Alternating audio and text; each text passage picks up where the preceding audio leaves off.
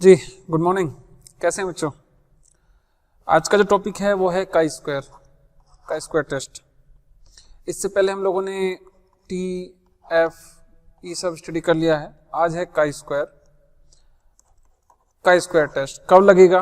फिर वही question arise होता है और फॉर्मेट वही रहेगा। तीन, किसी भी टेस्ट को करने के लिए मैंने आपको बताया 3 पार्ट कर लीजिए उसके। नंबर 1 हाइपोथेसिस, H1 या H0 दोनों, और उसके बाद फॉर्मूला, और उसके बाद कंक्लूजन।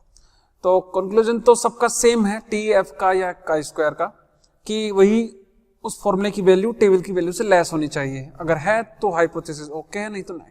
तो ये तो कोई प्रॉब्लम होनी नहीं चाहिए किसी को। काई स्क्वायर के टेस्ट आएंगे फॉर्मूले वगैरह पे भी, कब यूज होगा वो भी बताएंगे, लेकिन हल्का सा आइडिया देके तुमको थोड़ा कॉन्फिडेंस में लेते हैं।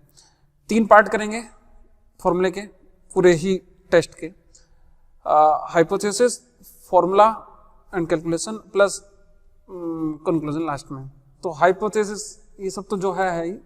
कंक्लूजन में कोई भी डाउट नहीं होना चाहिए, सभी में वही है।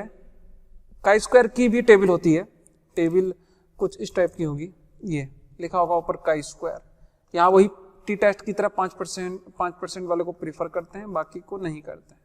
ठीक है, बाकी को नहीं करते हैं, 5 वाले को ओके करते हैं। चलिए ठीक। तो लास्ट में वही कि काई स्क्वायर की वैल्यू लेस होनी चाहिए काई स्क्वायर की टेबल की वैल्यू से। अगर है तो ठीक, नहीं तो फेल। रही बात फॉर्मूले की, इसका फॉर्मूला काफी इजी है। फॉर्मूला होता है OI माइनस EI का होल स्क्वायर अपॉन EI का summation. O means observe frequency, E means expected frequency. वो दो ही चीज हैं। तुमने क्या ऑब्जर्व किया, क्या एक्सपेक्टेड करके चल रहे थे, बस उनका माइनस। तुमने ये सोचा कि आपके एग्जाम में 5 सब्जेक्ट है सपोज, 5 में एक में 80 आने चाहिए, एक 85, एक में 75, एक में 90 आने चाहिए, और ये सोच के चला, आए कुछ और। तो एक्सपेक्ट क्या थी, ऑब्जर्व क्या किया, बस उन दोनों को ही माइनस करके रखना है। काफी सिंपल है। रही बात हाइपोथेसिस की, ये काफी इंपॉर्टेंट है हर एक क्वेश्चन का। चलिए बस, तो सबसे पहले हाइपोथेसिस से स्टार्ट करते हैं, स्टार्टिंग सिंबल से। जो काई स्क्वायर का सिंबल होता है वो होता है इस टाइप्स का, काई स्क्वायर। स्क्वायर इसके साथ बाय बर्थ चलता है, ये हटा नहीं सकते हैं। अगर काई स्क्वायर की वैल्यू 4 है तो रूट हटा के ऐसे नहीं कर सकते हैं, स्क्वायर हटा के रूट कर लो, नहीं, ये इसके साथ ही चलता है। ये सिंबल है काई स्क्वायर, CHI नहीं होता, काई स्क्वायर पढ़ते हैं इसको। चलिए ठीक है, भी सही, राइट। सिंबल हो गया, ये हो गया। अब ये अप्लाई कब होता है? इसको अप्लाई होने के बहुत से रीजंस हैं, काफी डिफरेंट, लेकिन 2 मेन है जो कि आपके पार्ट में आज के लेक्चर्स में, उनमें से एक हम करेंगे। नंबर 1 गुडनेस ऑफ फिट, दूसरा पार्ट है इंडिपेंडेंसी। इस पर हम दूसरे लेक्चर में बात करेंगे। गुडनेस ऑफ फिट पर हम आज के लेक्चर में बात करेंगे। ये 2 टाइप से हम लोग इसको यूज कर सकते हैं, गुडनेस ऑफ फिट और इंडिपेंडेंसी। अब जब गुडनेस ऑफ फिट पर बात कर लें, ये क्या मीनिंग है, कैसे क्वेश्चन होते हैं, क्या है मतलब इसका, राइट। सपोज आप और आपका फ्रेंड एक गेम खेल रहे हैं, लूडो वाला, और लूडो नहीं है, मतलब सिंपल गेम है। एक डाई दे दिया सबको, और डाई में ये गेम है कि उस डाई को 100 टाइम्स थ्रो किया जाएगा, और 100 में से एक नंबर दोनों का चूज करवा लेंगे। जैसे एक बच्चे का 5 है और एक बच्चे का सपोज 6 है, स्टूडेंट को दे देंगे, कोई एक नंबर चूज कर लो तुम। एक ने 5 नंबर चूज कर लिया, एक ने 6 कर लिया, ठीक है। ये कॉइन ले लो, चलो कॉइन में तो 2 ही होते हैं, कॉइन ले लीजिए। कॉइन ले लिया, और कॉइन एक स्टूडेंट को दे दिया हेड और एक को दे दिया टेल, कि अगर हेड टाइम्स 51 टाइम्स आ गया तो ये विनर हो जाएगा। मतलब 50 का लेके चलते हैं एवरेज, 50 टाइम्स से ऊपर यानी 51 टाइम्स जो भी गेन करेगा वो विनर है। दोनों कैंडिडेट बिल्कुल खेलने के लिए रेडी, और ये सोच के चले कि हाँ 50-50 के चांस है, मैं भी जीत सकता हूँ, ये भी जीत सकता है, क्योंकि इसमें कोई हार्ड वर्क तो है नहीं। कॉइन उछाल लिए, जो आ गया। तो हारने के लिए कोई नहीं खेल रहा है, जीतने के लिए खेल रहे हैं, और सबको पता है कि कोई भी जीत सकता है। ठीक है, पहले समझाया गया, रोना पीटना नहीं, मारना पीटना नहीं, आपस में कोई भी जीत सकता है। लेकिन बाई चांस हेड और टेल में ए टीम और बी टीम में इसके 90 आ जाए, हेड और टेल केवल 10 टाइम्स आए, या केवल 100 के 100 हेड आ जाए और ये 0 आ जाए। 16 मूवी का कॉइन हो सकता है। अब परेशान ये कह रहा है ऐसा कैसे पॉसिबल है। जो दूसरा बी पार्टी है, बी टीम के कैंडिडेट हैं या एक कैंडिडेट है, वो कहेगा ऐसा कैसे पॉसिबल है, ये तो हो ही नहीं सकता। भाई अगर बात करें प्रैक्टिकली तो पॉसिबल है, हो सकता है नहीं है, अब क्या करें बताओ तुम्हारा। हाँ प्रोबेबिलिटी हाफ हाफ थी, प्रोबेबिलिटी हाफ हाफ थी, लेकिन उसके बाद भी नहीं आया, जो कि बहुत ही रेयर केस में है। तो क्या कुछ गड़बड़ हुई है डेटा में, क्या ऐसा पॉसिबल है? भाई ये केस तो सभी को मालूम है पॉसिबल ही नहीं है, इम्पॉसिबल जैसा है, बहुत बहुत बहुत बहुत बहुत ज्यादा रेयर केस। ठीक है, तो यानी कि इस केस में डाउट लग रहा है हमको, तो ये डाउट हम नहीं बताएंगे, ये का स्क्वायर चेक करेगा कि ये गुडनेस जो कॉइन था वो उसकी गुडनेस ठीक है या नहीं, वो का स्क्वायर चेक करेगा, वो डिस्ट्रीब्यूटेड है या नहीं सही से, पता लगा दोनों पे हेड हेड है। फिर 90 और 10 वाला, अगर बाई चांस 90 और 10 होते तो तब भी क्या लड़ते इस बात को लेके, क्या 80 और 30 होते तो ऐसा किस पर कौन सा वाला ठीक है कौन सा गलत है ये हम नहीं बता सकते, ये का स्क्वायर ही हमको बताएगा।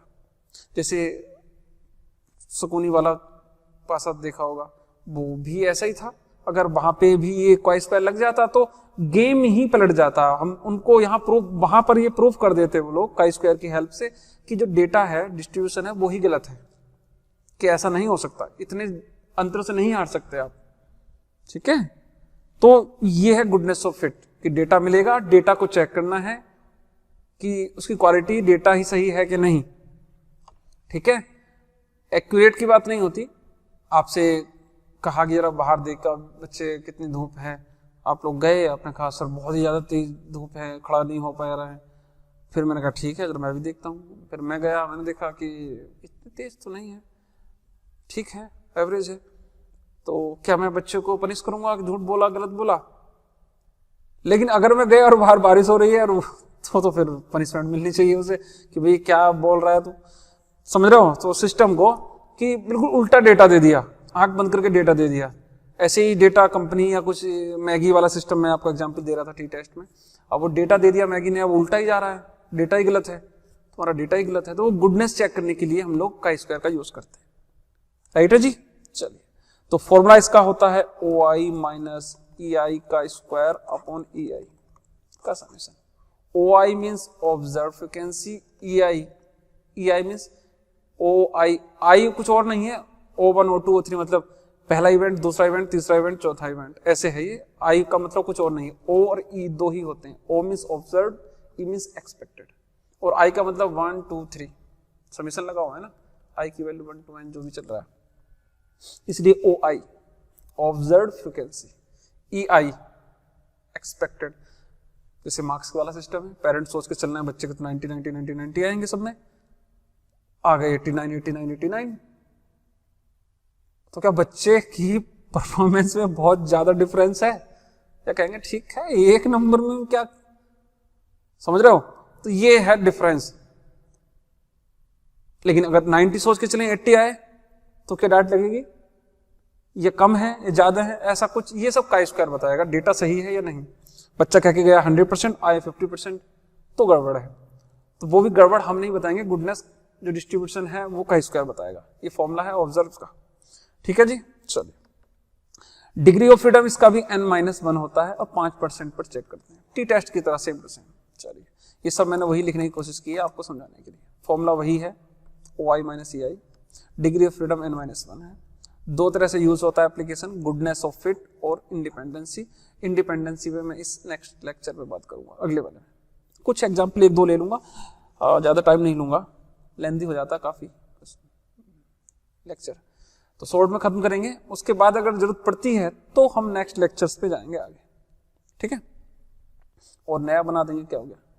तो चलिए गुडनेस ऑफ फिट का एक छोटा सा example, the following table gives the number of accidents that took place in an agency during the various day of the week, test the accidents are uniformly distributed over the week. थोड़ा negative question है, accident वगैरह करा रहा है, लेकिन कोई नहीं, ये कह रहा है किसी कंपनी में मंडे को 14 एक्सीडेंट होते हैं। काफी बड़ी कंपनी होगी भाई, इतने बड़े एक्सीडेंट कहाँ होते हैं। किसी फैक्ट्री में होता क्या है कि छोटी बड़ी चोट लग गई किसी की, कभी कभी ज्यादा भी हो जाती है, तो वो एक्सीडेंट कह रहा है उसको। मंडे को 14 है, ट्यूसडे को 18 है, वेडनेसडे को 12 है, थर्सडे को ऐसे ऐसे ऐसे।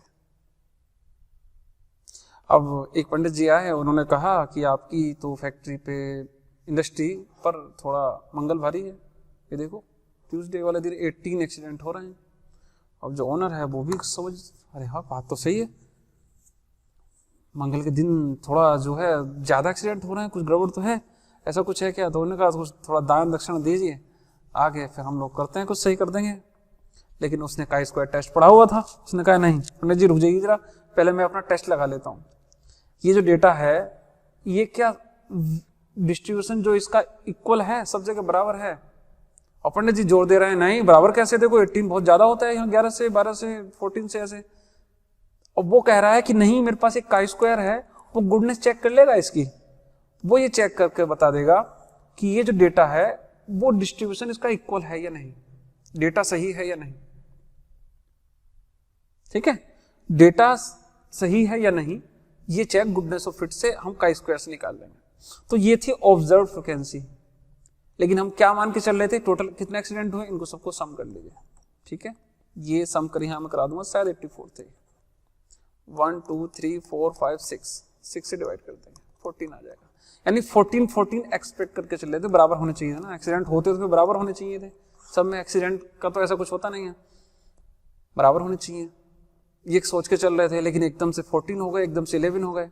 हाँ हो सकते हैं कम ज्यादा, लेकिन क्या इतना डिफरेंस, तो यही चेक करेगा गुडनेस ऑफ फिट। ठीक है, तो हमने पंडित जी को साइड कर दिया, जरा हमारा फॉर्मूला लगने दीजिए। सबसे पहले वही 3 पार्ट, हाइपोथेसिस, फॉर्मूला कैलकुलेशन, और लास्ट में थर्ड वन आप लोगों का कंक्लूजन। तो सबसे पहले हाइपोथेसिस। यहां पर हाइपोथेसिस जो कह रहा है वो कि uniformly distributed over the week है, तो आप लिखिए yes accidents are uniformly distributed over the week. यानी कोई डिफरेंस नहीं है सभी डे में, मंडे ट्यूसडे हो कोई सा डे हो, सब में एक्सीडेंट बराबर हो रहे हैं। क्या कभी आपने ऐसा कोई हिसाब लगाया है कि मंडे को मैं बहुत अच्छा पढ़ता हूं और ट्यूसडे के दिन अचानक नहीं पढ़ पाता हूं, और वेडनेसडे को बहुत अच्छा पढ़ता हूं। सैटरडे संडे की बात अलग है, कुछ लोग सैटरडे संडे को बहुत ज्यादा पढ़ते हैं और कुछ लोग सैटरडे संडे छुट्टी मनाने की सोचते हैं कि आज तो संडे, आज तो छोड़ो, वो केस अलग है एक बार को, इसलिए संडे छोड़ भी दिया है, संडे छोड़ दिया एक बार को। बाकी दिन तो ऐसा कोई रूल नहीं है अगर, लेकिन तब भी हिसाब लगाने लगो ना तो डिफरेंस जरूर मिलेगा। लेकिन ओवरऑल अगर बात करोगे तो यही निकल के आएगा कि नहीं मैं तो इक्वल ही पढ़ता हूं, मंडे ट्यूसडे सिस्टम से नहीं पढ़ता हूं कि मंडे के दिन है तो बहुत ज्यादा पढ़ूंगा, ऐसा नहीं। तो वही सब कुछ starting, yes the accidents are uniformly distributed over the week, H0 मान लीजिए। H1 मानिए नहीं, नो H1 मानिए no, accident are non distributed over the week. अब फॉर्मूला क्या था मैंने अभी बताया, OI माइनस EI का स्क्वायर अपॉन EI का समेशन, इसको का स्क्वायर बोलते हैं। तो जरा OI का कॉलम बनाओ, क्योंकि समेशन के आगे जो कुछ लिखा है उसके नाम का कॉलम बनेगा, ये मैं बार बार कह रहा हूं। समेशन के आगे जो कुछ लिखा है पहले उसको शॉर्ट में लिख के कॉलम बनाने की कोशिश करते हैं। OI कहते हैं ऑब्जर्व, यानी 14 18 12 11 15 और 14। एक्सपेक्टेड क्या उम्मीद करके चल रहे थे, 14 होने चाहिए थे एक्सीडेंट होते तो,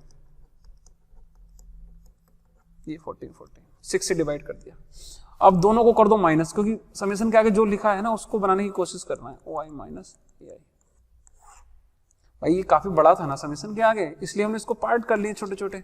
OI माइनस EI का OI माइनस EI रहने दो, 14 minus 14 0, 18 minus 14 4, dot dot dot dot dot dot. अब नया कॉलम बनाना तो है ही, OI माइनस EI का स्क्वायर अपॉन EI, यानी इसका स्क्वायर में 0 का स्क्वायर अपॉन EI में 14 0 डॉट डॉट डॉट डॉट। मैं फेयरली कर देता हूं, अच्छे से समझ में आएगा। ये 14 इस टाइप से बना दिया इन्होंने, कोई बात नहीं। अब इसी को वही फॉर्मूला समेशन लगा दीजिए, समेशन लगा के फॉर्मूले में ये रहा, समेशन लगा के आ गया 30 अपॉन 14।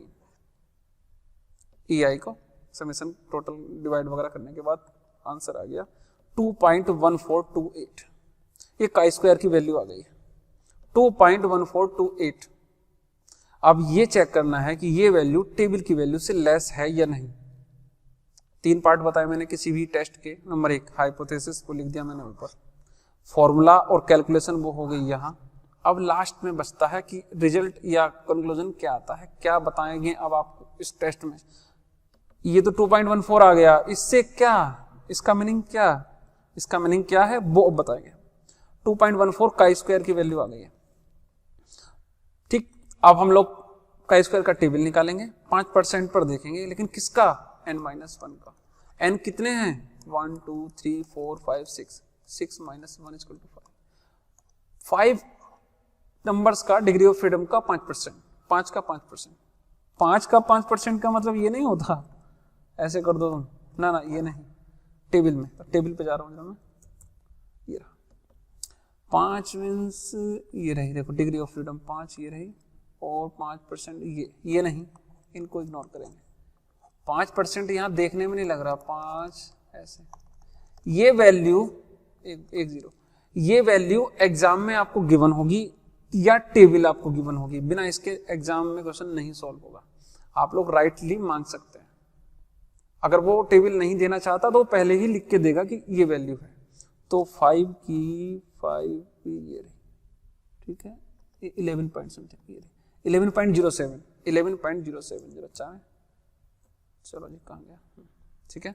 अब लिख दिया वही 11.07 या 09, ठीक है, 5% पर 11.07, तो 7 लिखो आपको जो टेबल मिलेगी उस टेबल के अकॉर्डिंग लिखना है। अगर वो 11.05 लिख रहा है तो 5 लिखो। अब हम लोगों की वैल्यू इससे कम है, दैट मीन्स हाइपोथेसिस ओके है, एक्सेप्टेड है, बस ये लिखना है लास्ट में।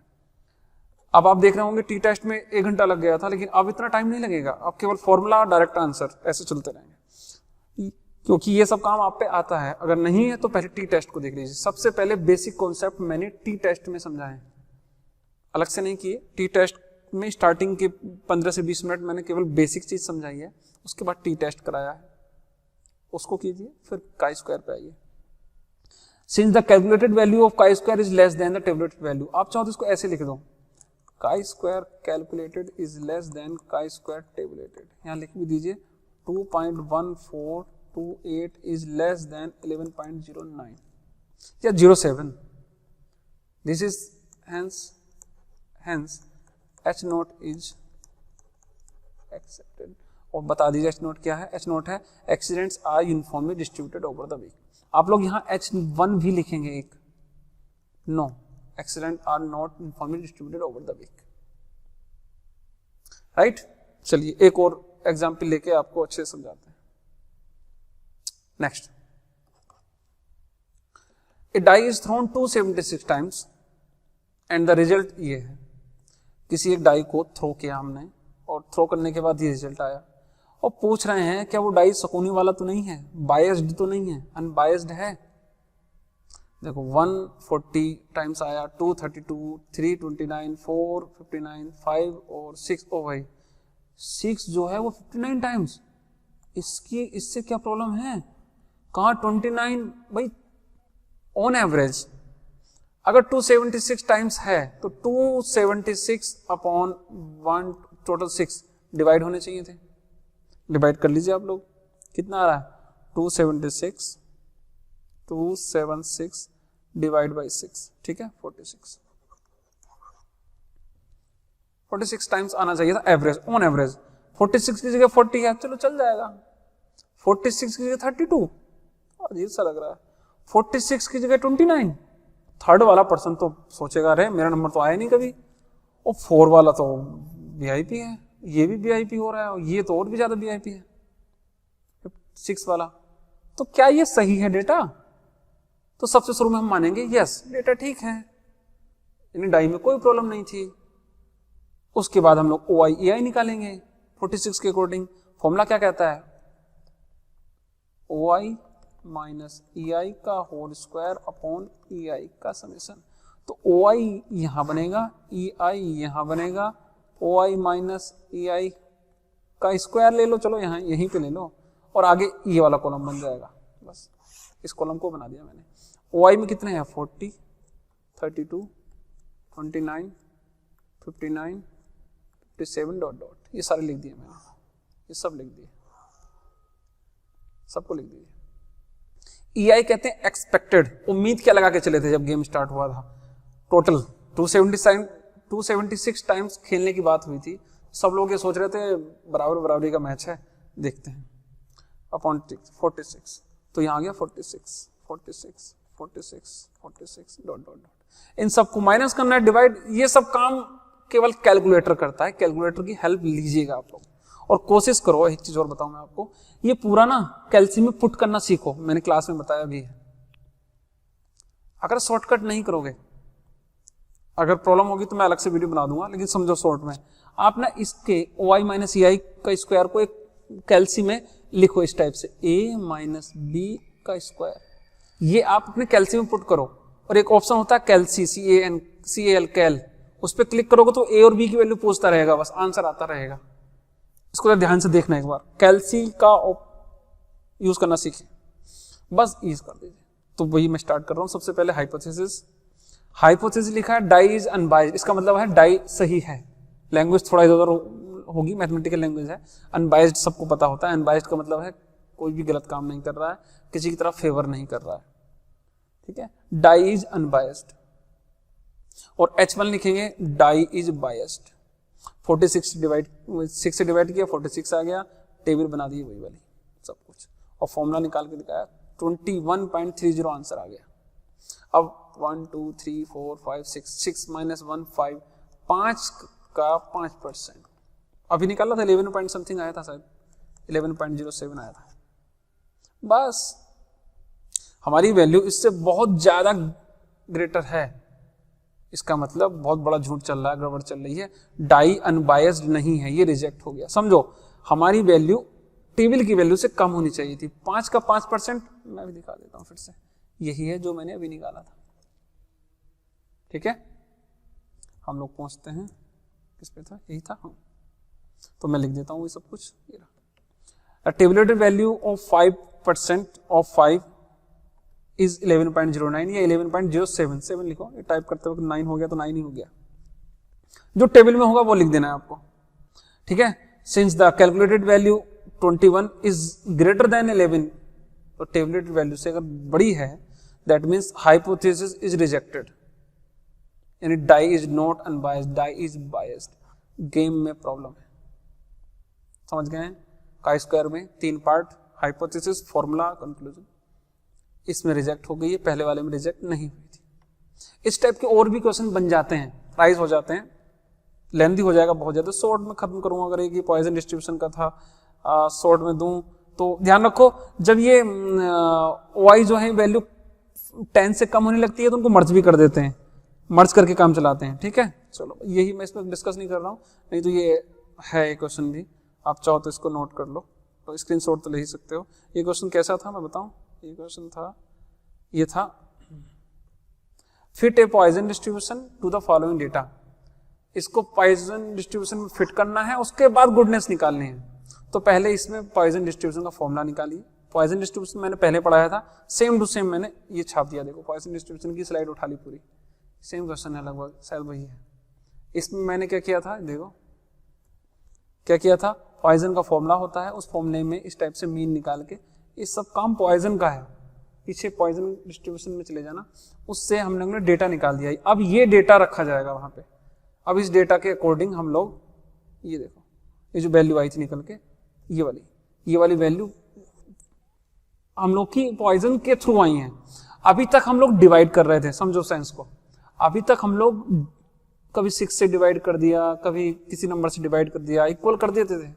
इस बार इक्वल नहीं करेंगे, इस बार वो कह रहा है नहीं, पहले पॉइजन लगाओ, पॉइजन से जो आंसर आएगा उसको एक्सपेक्टेड मानो, तब आप लोग आगे बढ़ो, ठीक है। स्क्रीनशॉट ले लो इसका, इसका भी, इसका, बस इस टाइप से करके तब इसने सॉल्व किया था। थोड़ा लेंथी हो जाएगा, नहीं तो मैं उसको छोड़ रहा हूँ। चलिए नेक्स्ट लेक्चर में हम लोग इंडिपेंडेंसी पर बात करेंगे। कोई डाउट है तो बताइएगा, नहीं तो ये कंप्लीट होता है। चलिए, थैंक यू वेरी मच।